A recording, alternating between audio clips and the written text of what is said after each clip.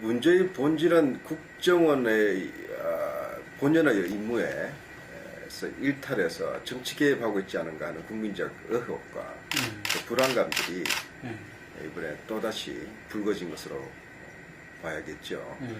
특히 지난 대선 이래 또 그 이전에도 국정원의 정치관여, 선거관여에 대한 끊임없는 논란들이 있었습니다. 이번엔 더 심각한 형태로 나타난 것으로 보입니다.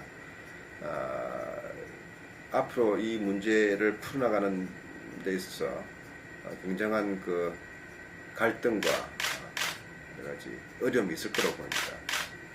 그러나 이번 기회에 국정원이 국가 안보를 위한 본연의 위치로 돌아가야 되고 또 그 국민의 신뢰를 다시 회복하는 계기로 도리어 전화위복의 계기로 삼아야 될 것이다. 또 내용적으로는 이제 더 이상 정권 안보와 국가 안보를 이렇게 혼동해서 정치 권력의 도구로 국정원이 전락하는 일을 밀어내는 이제 뿌리를 뽑아야 되지 않나.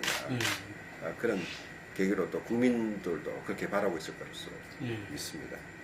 국정원이나 지금 정부 여당 쪽에서는 오비일약이다, 오해다, 이렇게 또 억울하다 이런 입장을 보이고 있죠. 그러나 단순한 의심을 넘어서는 합리적 의심의 근거들이 이미 많이 나와 있지 않습니까?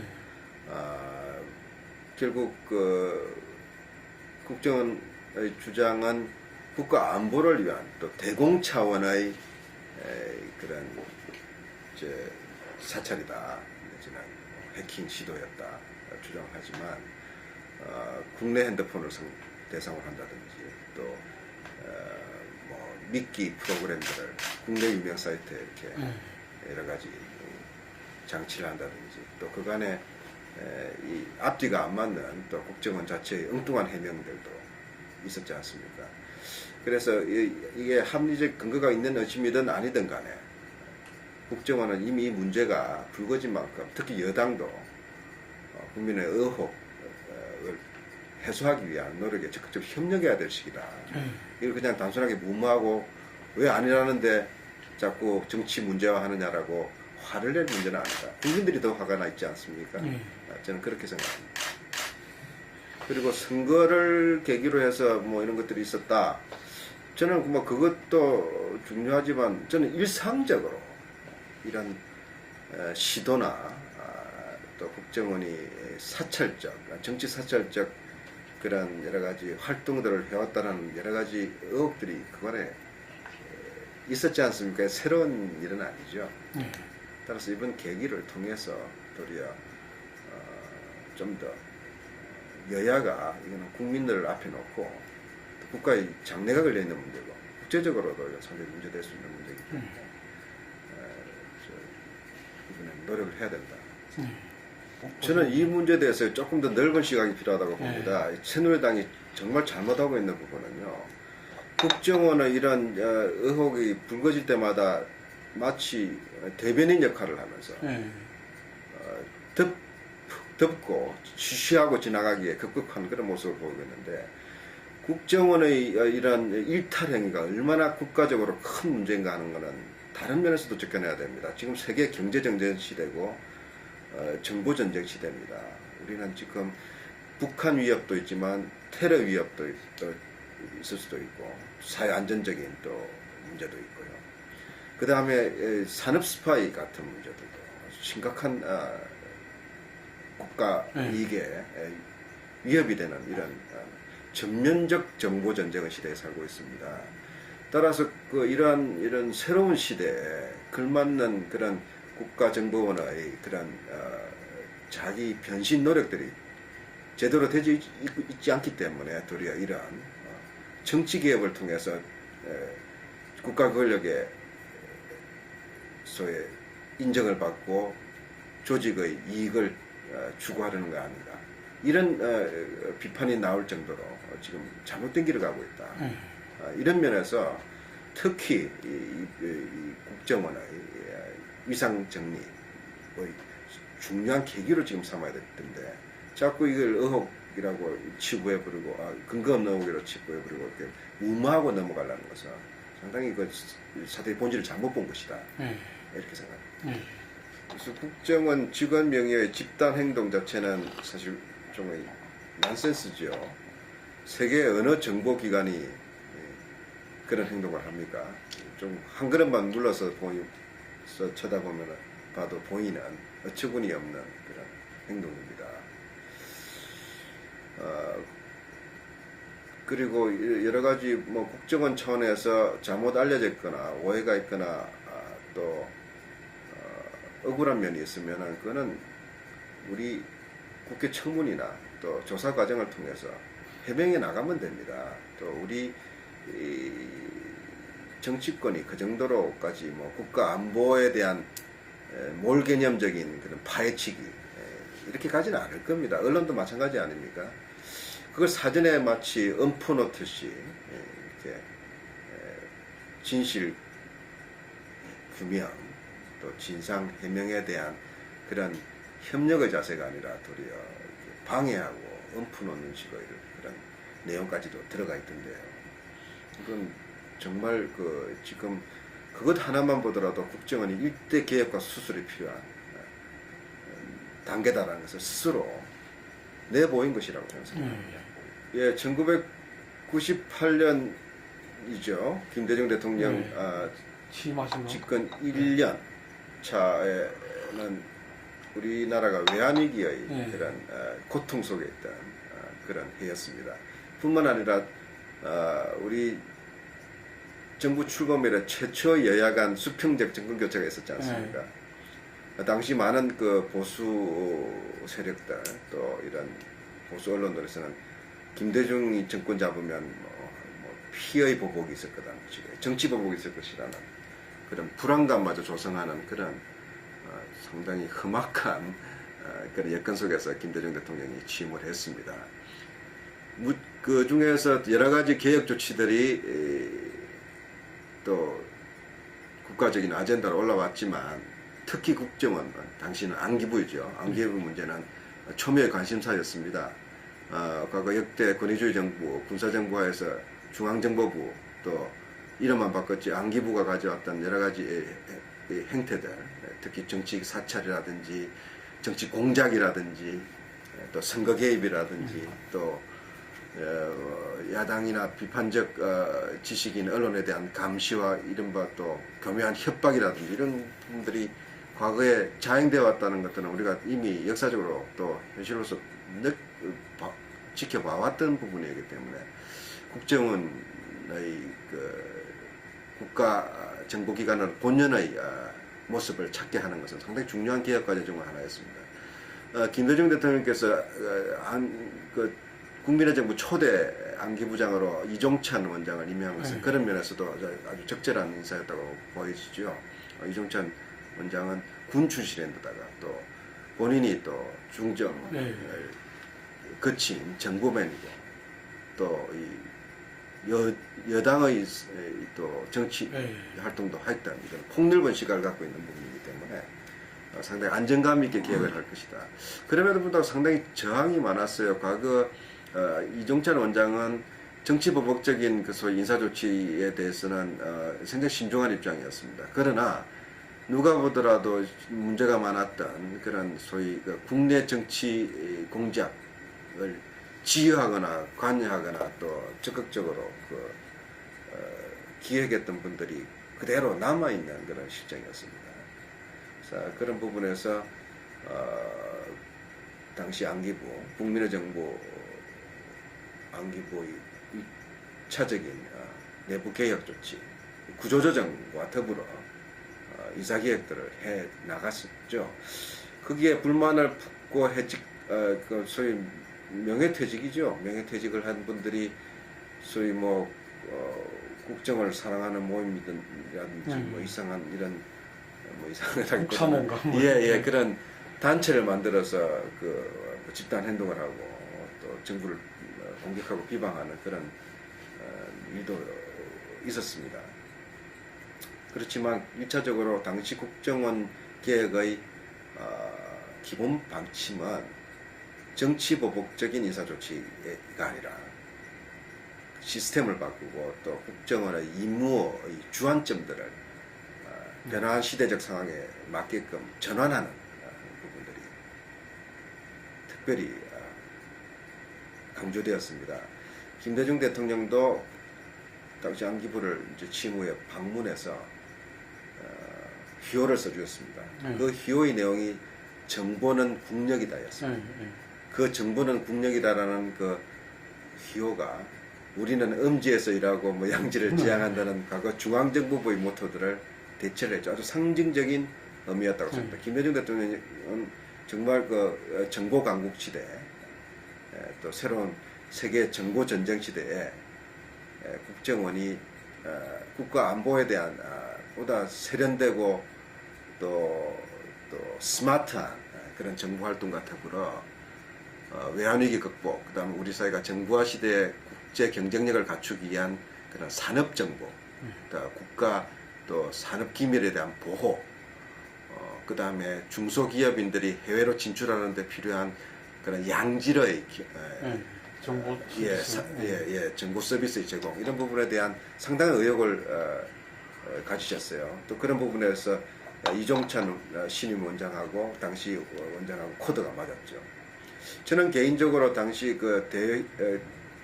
당시는 안기부장이죠. 안기부장 이종찬 원장의 대협력 담당관실에서 근무를 했습니다. 제가 맡았던 일 중에 중요한 일 중에 하나는 해외에 널리 퍼져 있는 김대중 대통령의 해외 인맥들을 데이터베이스를 재정리하고 또 발굴하는 일을 했습니다. 당시 외환위기였기 때문에 우리 한국에 영향력을 미칠 수 있는 그런 해외 지도자나 유력 정치인 또 그런 인물들이 우리 한국 정부의 구조조정 노력, 그 다음에 외환위기 극복 노력, 또 새 정부의 그런 노력들에 대해서 보다 긍정적으로 평가하고 우호적인 입장을 갖게 될 때는 또 우리가 국제 협상에서 상당히 중요한 레버리지가 될 수 있고 중요한 자산이 될 수 있기 때문에 특히 김대중 대통령은 오랜 야당 시간 활동 속에서 또 미국 민주당이라든지 또 유럽의 지도자들과 교분을 쌓아왔지 않습니까? 이번도 마찬가지고요. 그런 해외 인적 자원들을 적극적으로 활용하자. 이것이 바로 새로운 차원의 외교적 우리가 자산이 될 수 있다. 이런 차원에서 상당히 많은 성과를 거뒀습니다. 그래서 그런 노력들을 또 했었다는 것. 이런 부분들 얼마나 중요한 역할이 있지 않겠습니까? 지금 현재 국정원이 그런 노력들을 안 하고 있다 저는 뭐 감히 그렇게 이야기를 할 수는 없습니다. 그러나 국정원들이 국민들이 진정으로 바라고 국가적으로 꼭 필요한 일들을 해나가면서 인정받기도 아쉬운 시점에서 계속 이러한 선거 개입이라든지 또 국민 사찰의 의혹이라든지 또 이런 어처구니 없는 소위 해킹 툴을 외국에다가 발주를 해서 또 이런 우리 안보 능력이나 수준들을 도리어 폭로하는 이런 어처구니 없는 일이 계속 반복되고 있는 것은 국정원을 위해서도 결코 바람직한 일이 아니죠.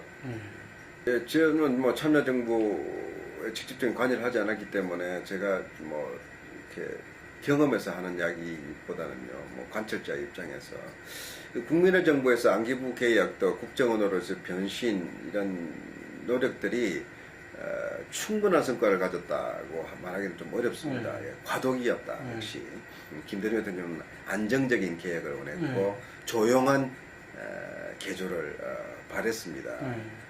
또 그렇기 때문에 대부분의 그 안기부 직원들은 정무직을 뺀 직원들은 역시 수십 년 동안 과거 정부부터 잔뼈가 굵은 분들 아닙니까? 또 어떤 정부 부처나 정부 조직도 조직 이기주의가 있습니다.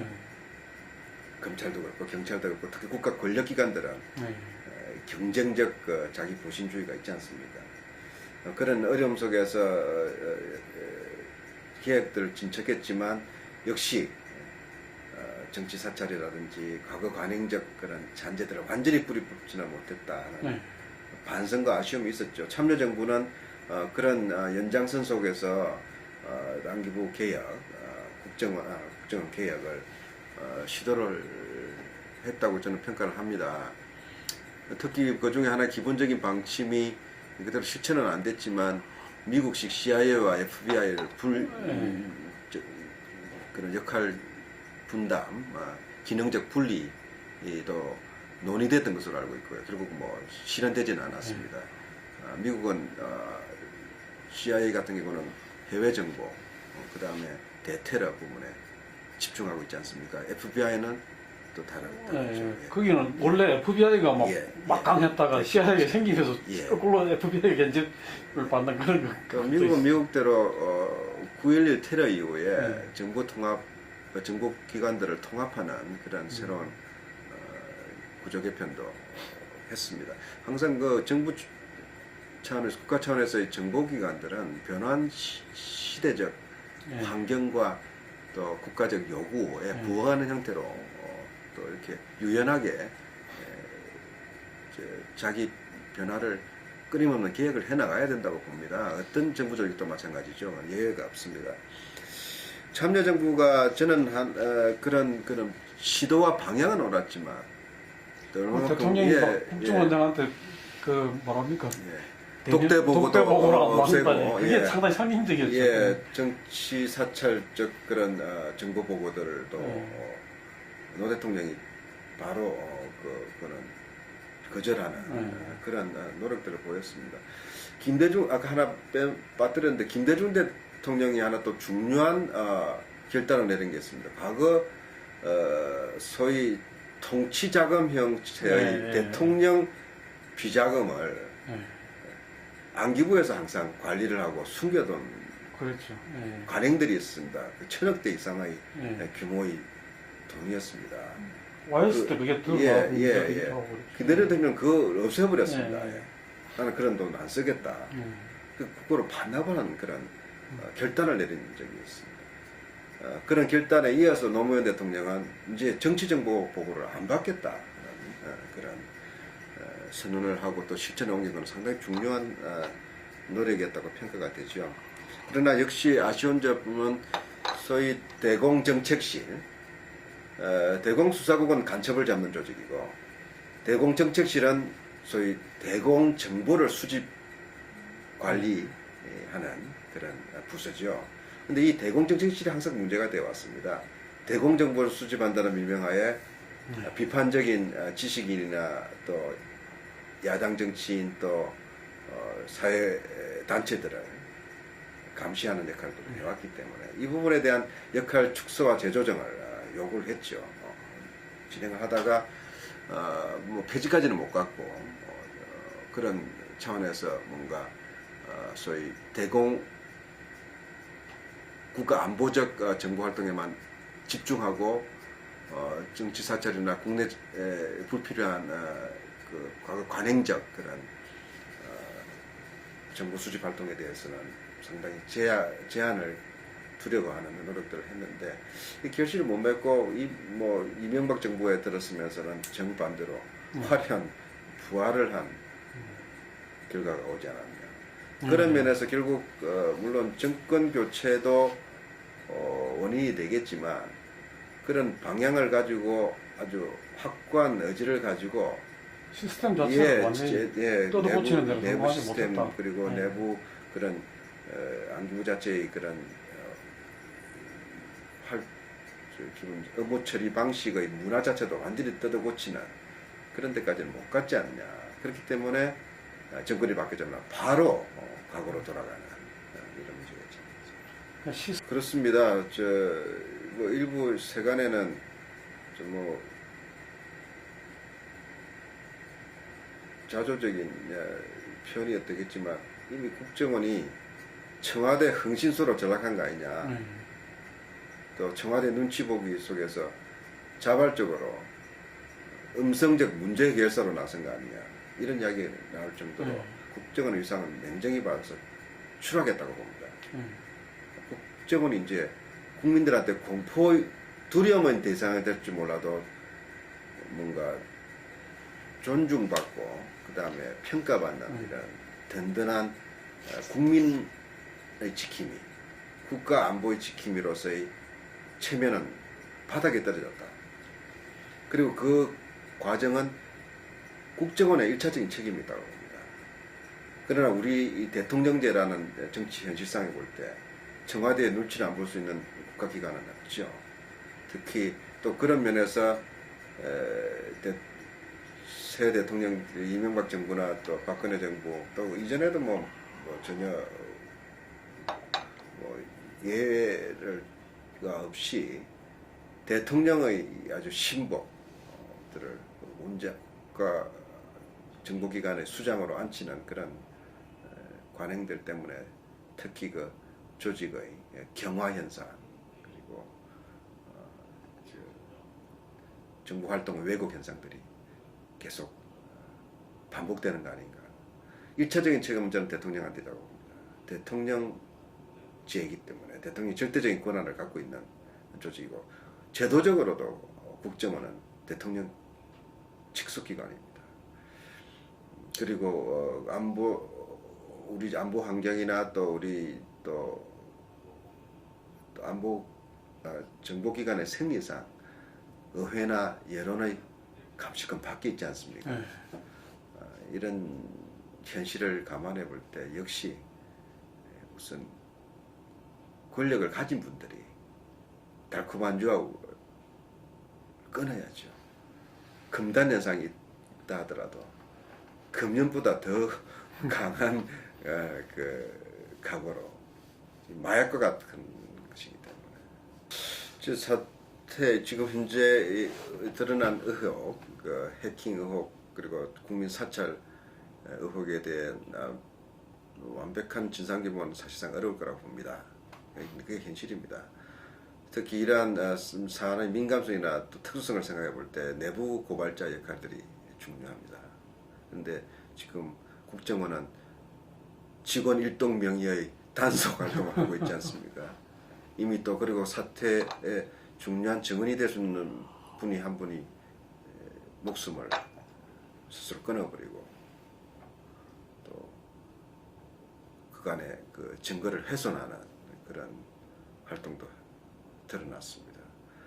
디지털 증거이기 때문에 사실상 이 조작과 은폐가 용이합니다. 그러나 조금 지금 국정원을 이끄는 분들이나 청와대에서도 명심해야 될 것은 집권 어느 정권도 영원한 정권이 없습니다. 앞으로 2년 반, 3년 뒤면 이제 나가야 될 사람들입니다. 권력을 내려놓아야 될 분들이고 또 지금 직위에서 떠나야 될 분들입니다. 저는 명백한 불법 행위, 사찰 행위가 존재했었다면 결국은 드러날 것이다. 알려질 것이다. 그때도 퇴임 이후에 책임져야 된다. 이거나. 그리고 그 책임지는 것은 지금 어떤 판단을 하고 어떤 조치를 한 거에 와도 직결될 것이다. 그 당시 그 이후에 국민들이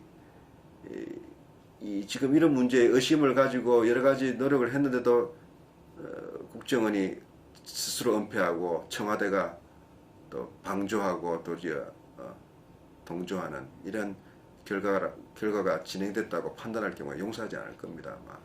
닉슨 대통령은 단순한 도감청 때문에 사임한 것이 아닙니다. 거짓말했기 때문에 사임한 것입니다. 은폐하려 했기 때문에 그렇습니다. 조작하려고 했기 때문에 그렇습니다.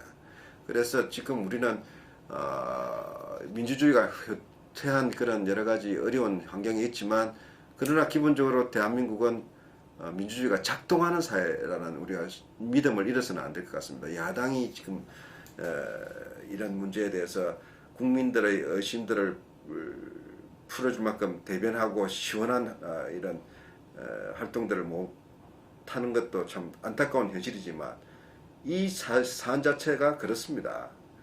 김영욱 중앙정보부장의 그런 악행과 또 그 이후에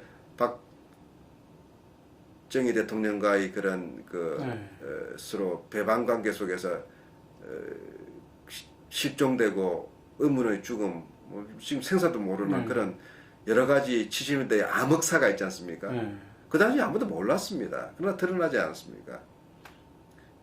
그리고 전두환 정부 때 안기부가 행했던 소위 정치 공작들 많이 드러났지 않습니까? 또 일부 처벌도 받았습니다.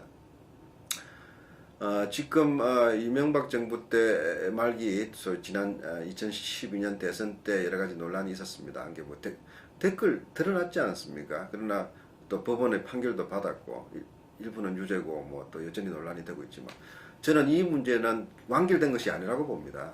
결국은 앞으로 우리나라 정보기관이 제자리를 잡기 위해서도 또 대한민국이 진정한 의미에서 성숙된 민주주의로 가기 위해서도 반드시 거쳐야 되는 그런 시험대고 누구도 피할 수 없는 시험대라고 봅니다.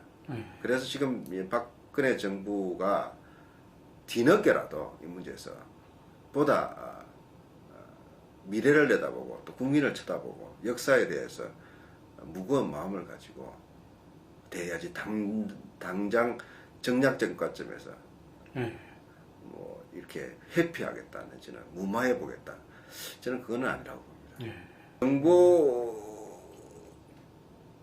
정보의 성격 자체가 굉장히 이 뭐라 그럴까 이 그레이 에리어가 있습니다. 흑백으로 이렇게 나눌 수 없는 국가와 국제 안보와 국내 안보 이렇게 명확하게 나눌 수 없는 부분들이 있으면 모든 게 또 이렇게 많이 연결되어 있지 않습니까? 중첩되어 있고 특히 우리가 안고 있는 북한에 대한 그 위협에 대한 우리 안보 부담이라는 것은 결코 가소평가할 수 없습니다.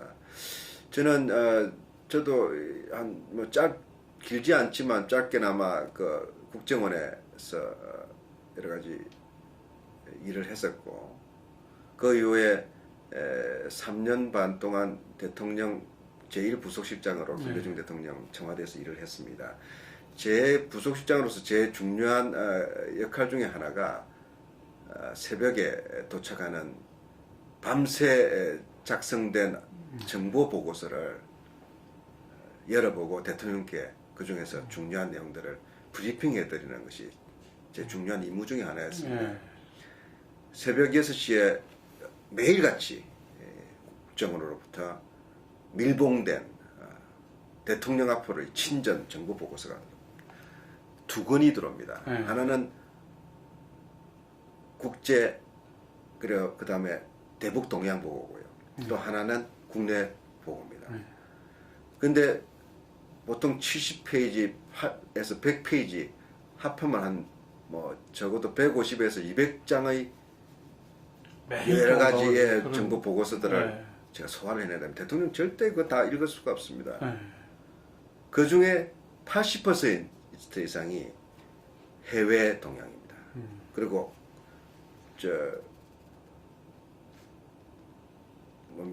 북한 동향입니다.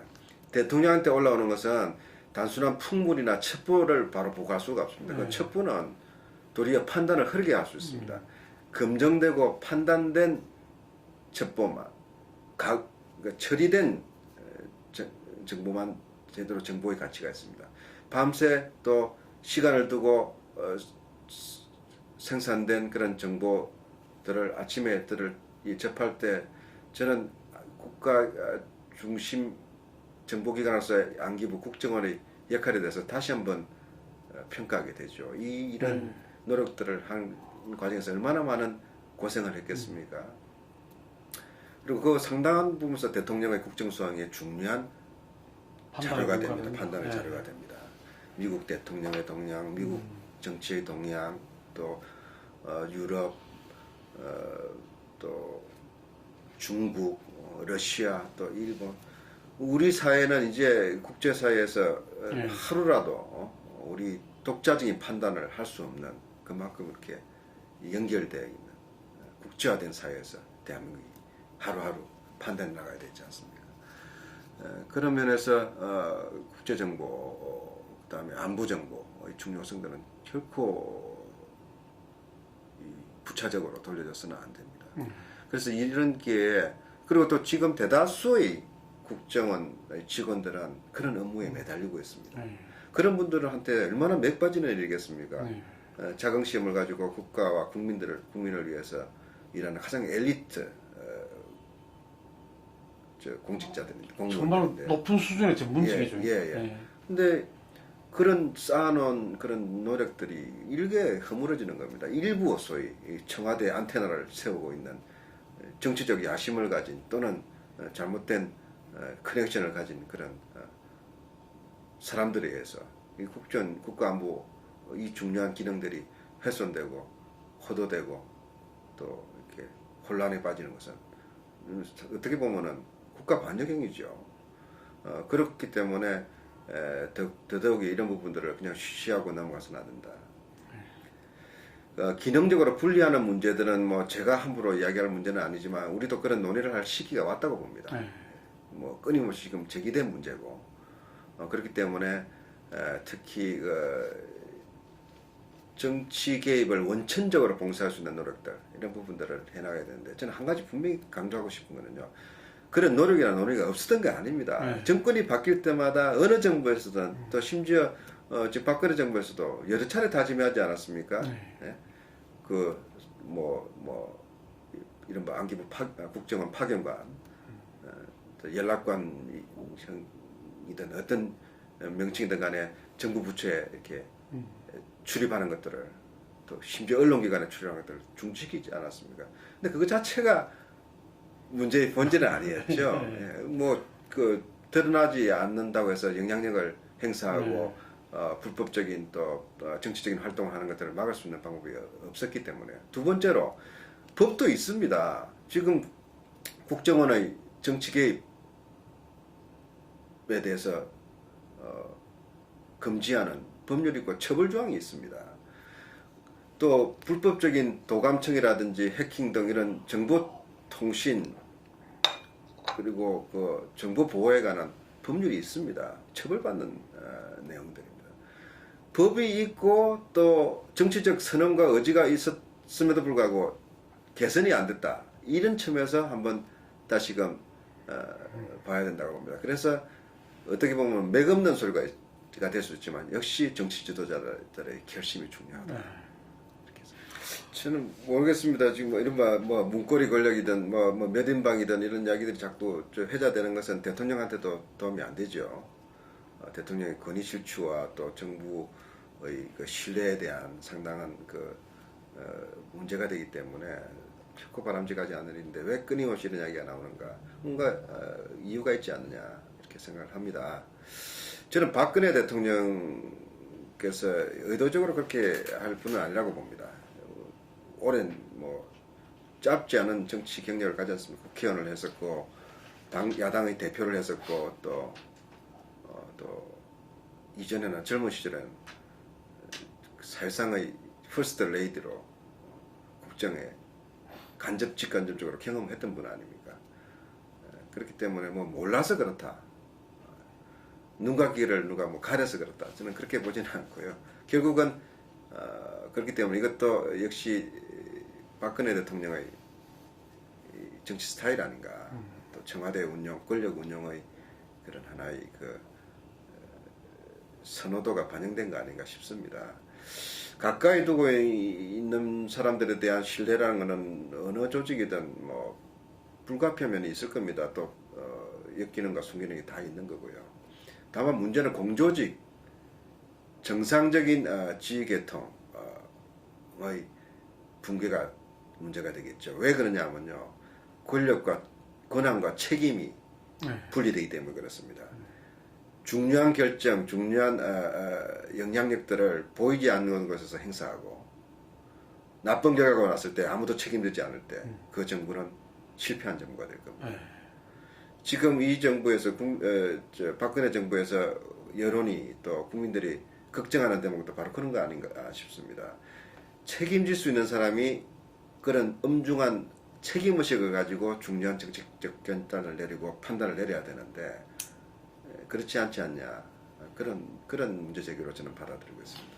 책임있는 지금 당직을 맡고 있는 위치도 아니고요. 사실상 평당원입니다. 제가 88년도에 제야 민주회사 오래된 평당원이죠. 민사 선배 어르신들 쫓아서 그분들을 존경했기 때문에 제대로 된 야당을 살리자. 또 우리가 제도권을 너무 무시하거나 불신해서는 안 된다 하는 그런 노력 속에서 젊은 나이에 입당이라는 걸 했습니다. 당원이 됐습니다. 그동안 저는 많은 성취가 있었습니다. 여야 정권 교체했었고요. 또 김대중 노무현으로 저는 10년의 민주정부 그렇게 빛나는 그런 역사적 그런 성과도 냈지 않습니까? 또 여러 가지 우리가 경험 준비 미숙으로 미완의 성공, 미완의 개혁, 또 여러 가지 실수들도 있었습니다.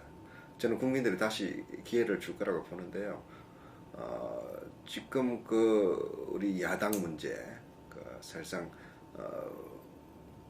새정치민주연합 유일 야당은 아니지만 원내 의석이나 또 여러 가지 역관계를 볼 때 가장 책임 있는 야당으로서 그 내부적인 여러 가지 갈등이나 또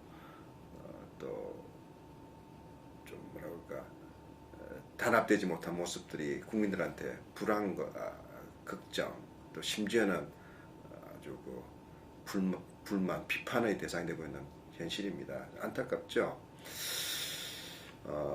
저는 새정치민주연합이 소위 김대중 세력, 노무현 세력이 지배주주인 그런 회사로 지금까지 그런 그 조직처럼 이야기를 해온 부분이 일정 부분에 뭐 현실을 반영하는 것이라고 생각을 하지만 그건 좀 잘못이라고 생각합니다. 이제 사실 친노 비노 논쟁에서도 그렇지만 그러니까 좀 더 이제 이 개파 정치라든지 소위 줄서기 정치 이런 것들 좀 이제 그만하자 하는 공감대가 많이 형성되어 있지 않습니까? 그런 면에서 앞으로 새정치민주연합이 이제 시험대에 올라와 있습니다. 저는 문재인 대표의 그런 당 대표로서의 소명도 거기에 달려 있다고 봅니다.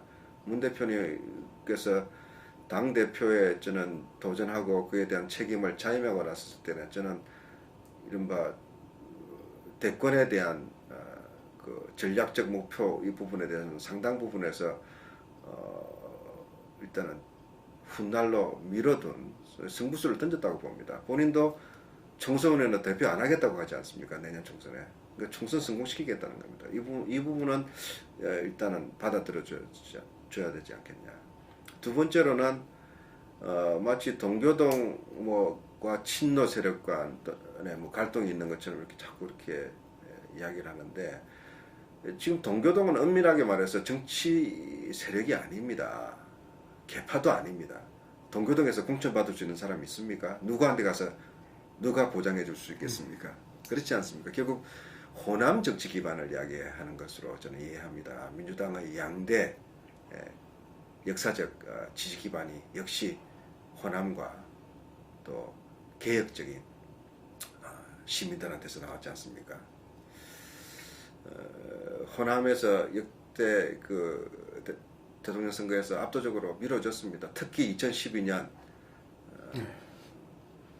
노무현 대통령 때보다 더 많은 간절함과 절박함으로 정권교체 해보자 이렇게 지지를 했는데 결과적으로는 실패했고 그 이후에 보인 야당의 모습은 실망스러웠습니다. 뭐 경제도 후퇴하고 정치도 후퇴하고 민주주의도 후퇴하고 남북관계는 뭐 완전히 과거로 돌아가는 이런 역사적 퇴행을 보면서 늦었던 개혁을 바라는 민주당을 전통적으로 지지해왔던 특히 그 광주를 경험했던 우리 호남 국민 시민들의 그 좌절감이라는 것은 뭐 이리 말할 수가 없죠.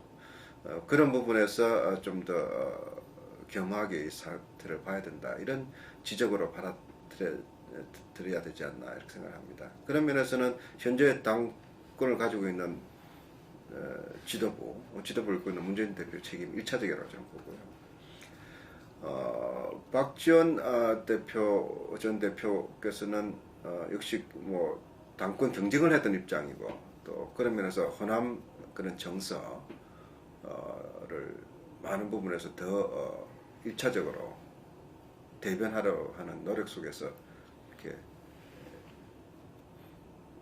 발언을 하고 또 정치적인 그런 일종의 압력을 가하고 있는 것으로 보이는데 저는 기본적으로 이 두 분의 문제가 아니라 지금 새정치민주연합에서 정치를 하겠다는 책임 있는 분들한테는 공동운명체라는 그런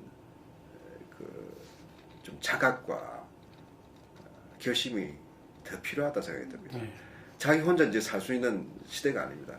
탈당파든 잔류파든 무슨 분당을 하든 아니면 주저앉히든 이런 지금 마음가짐과 이런 결심의 정도 가지고는 절대 총선 승리가 어렵다고 생각합니다. 공동운명체는 역사적으로 지금 현실이고 또 당이라는 점도 좀 자각해야 된다고 봅니다. 혼자 살 수 있다고 생각하는 것은 망상이다, 저는 그렇게 생각합니다. 국민들이 용납을 안 할 겁니다. 예, 그렇기 때문에 지금 혁신에 대한 관심도 또 쏠리는 거 아닙니까? 혁신이 지금까지 뭐 100% 만족할 수 있다고는 할 수 없겠지만 상당히 용기 있는 그런 결정들을 내려왔다. 또 권위 있는 그런 판단들을 해왔다 이런 생각을 합니다. 이건 소중한 성과라고 봅니다. 이런 부분들을 잘 살려내서 다시금 그 정치적 공동운명체고 또 개혁과 변화를 바라는 국민에 대한 무한 책임을 지고 있다면은 또 그에 합당한 그런 앞으로 당의 단합 그리고 개혁 쇄신 조치들을 눈으로 우리가 국민들이 보고 느낄 수 있도록 해나간다면 저는 내년 총선에 희망이 있다. 그렇지 않을 경우는 정말 무한 책임을 져야 될 것이다. 이렇게 생각합니다. 우리 박근혜 정부의 판단이 중요하다고 봅니다. 실제로 북한은 항상 이중적이고 모순적이고 헷갈리는 신호들을 보냅니다. 일면 대화 또 이면 도발을 합니다. 그게 북한의 생리입니다. 북한의 생존 전략입니다. 끊임없이 뒤로는 요구하면서 앞에서는 큰 소리 칩니다. 자기들 자존심 내세웁니다. 김대중 대통령이 대북 정책을 추진해가면서 여러 가지 어려움이 있었지만 그래도 남북 정상회담을 성사시키고 또 북한을 나름대로 우리 페이스로 끌고 올 수 있었던 배경은 바로 인내심이었지 않습니까? 그리고 일관성이었습니다. 북한을 자극하지 않겠다는 태도였습니다. 북한은 지금까지 시그널들을 많이 보내왔습니다. 최근 그거는 박근혜 대통령도 자연했습니다. 여러 가지 신호가 있다 이야기를 했지 않습니까? 지금 작년에 인천 아시안 게임에서 폐막식 때 김정은을 둘러싼 3인방 가장 실세들이 대거 시위하듯이 참석해가지고 뭐라고 얘기했습니까? 대화를 바란다고 했지 않습니까? 그 이후에 돌아가서 재개가 안 됐습니다. 전단 사건 또 여러 가지 또 우리 정부의 미온적 태도 또 그 다른 여러 가지 또 이유가 있었겠죠. 이번에도 여러 가지 시도들이 있었고 시그널들이 있었는데 계속 왜 성사되지 않느냐? 저는 조금 이 대목에서 우리 정부가 조금 더 적극적인 자세가 필요하다고 봅니다. 남북 관계를 대화로 이끌어내는 것은요. 부분에서는 우리가 손해보는 것 같지만 큰 흐름에서 볼 때는 우리 큰 이익입니다. 우선 긴장의 완화 그리고 남북 교류가 활발해질수록 곤란해지는 것은 북한입니다.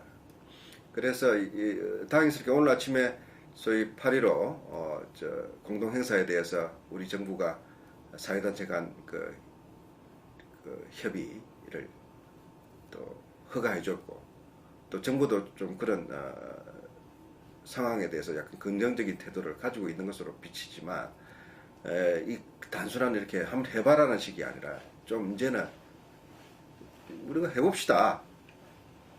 역시 북한이 바라는 것은 당국 간 협상이고 회담입니다. 그런 부분에서 조금 더 과감한 조치가 필요하지 않냐. 또 이 과감한 조치는 역시 대통령이 결단을 좀 내려주셔야 되지 않냐. 그리고 이런 과정에서 우리가 정말 신중하고 주의해야 되는 것은 대화하면서 욕설 하면 안 되지 않습니까? 화가 나도 참아야 되지 않겠습니까? 바로 그런 좀 더 성숙되고 세련된 그리고 우리의 전략적 목표, 국가적 목표를 달성시키기 위한 좀 더 포용적인 자세 이런 것들이 지금 박근혜 정부한테 요청되고 있지 않나. 저는 그 부분만 조금 더 신경 쓴다면은 지금도 늦지 않았다.